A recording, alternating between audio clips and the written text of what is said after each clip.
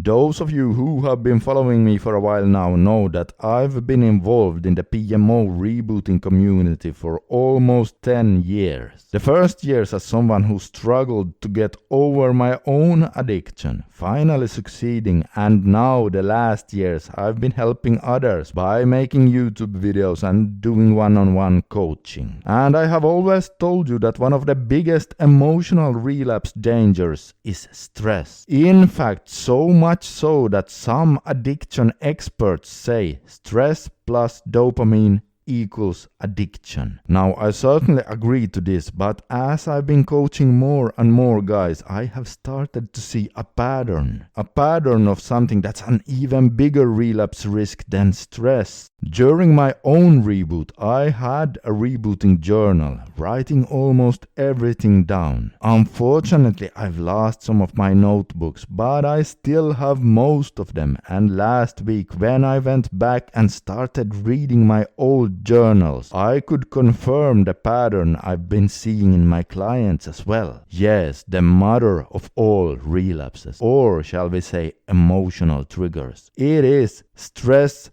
plus disappointment. Now, of course, I've known for many years that both stress and disappointment are big triggers. But when I started to take a closer look, I noticed how a combination of those always led to me relapsing in the beginning of my reboot, every single time. Check this out. Okay, so we already know that stress is a huge trigger as it weakens your self-control significantly. But did you know that disappointment actually lowers your dopamine levels? Yes, whenever you get disappointed, your dopamine level plummets fast. And so what do you do then? Well, for an addicted brain, the easiest and fastest way to get a dopamine hit is by resorting to the addiction. Ah, yes, that's right. But what do I mean combining it with stress then? Well, look, as I was reading my old journal, I could clearly see that whenever I found myself in a really stressful situation where something also happened that made me feel disappointed in myself, that evening always ended in a serious binge relapse. These were things like, for example, when I deliberately put myself in some very uncomfortable social situations in order to practice social skills. Now, since anxiety was involved, these situations were stressful for me, and if something happened that made me feel that I significantly underperformed and it was making my social anxiety worse, I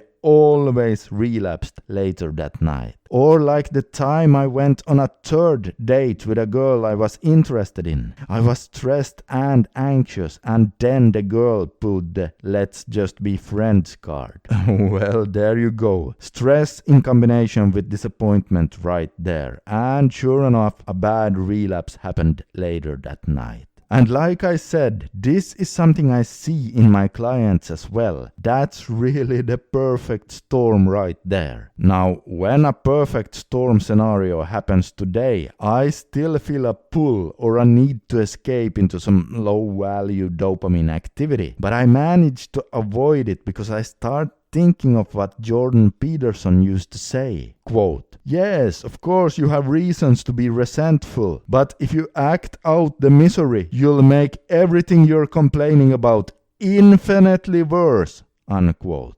And that is so very true right there. So do not act out the misery by going on some alcohol rampage or a big NoFap relapse, because even if we in that moment feel like nothing really matters, we all know that, oh yes, it can get even worse. And here too Jordan's words comes to mind with the phrase, quote, "There is this idea that hell is a bottomless pit, and that's because no matter how bad things are, some stupid son of a bitch like you can always figure out a way to make it a lot worse. So how about you don't go there, eh?" Unquote. And oh man, I needed to hear those words when I was younger. In fact, I still do. Most of us do. So the next time you happen to find yourself hit by the perfect storm, shut down your computer and your phone for the rest of the day and go for a really long walk to change your state of mind. And remember, do not act out the misery, because that would be the biggest mistake you could make.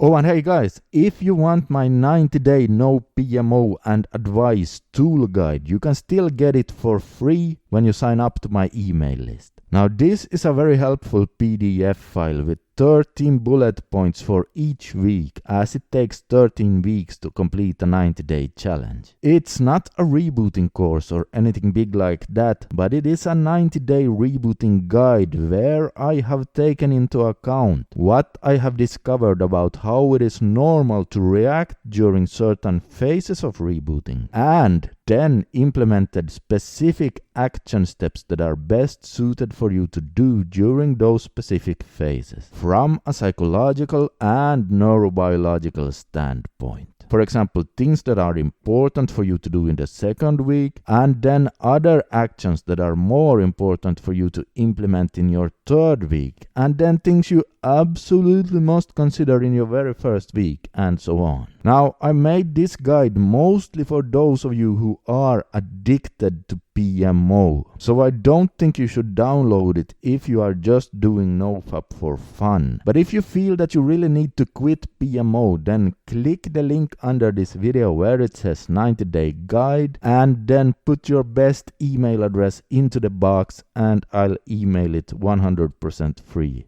to you. Alright, this is Scandinavian Bob signing out for today. Consider subscribing for more helpful videos, and as always, I wish you all the best in your journey to become the strongest version of yourself. And remember, if you are going through hell, keep going.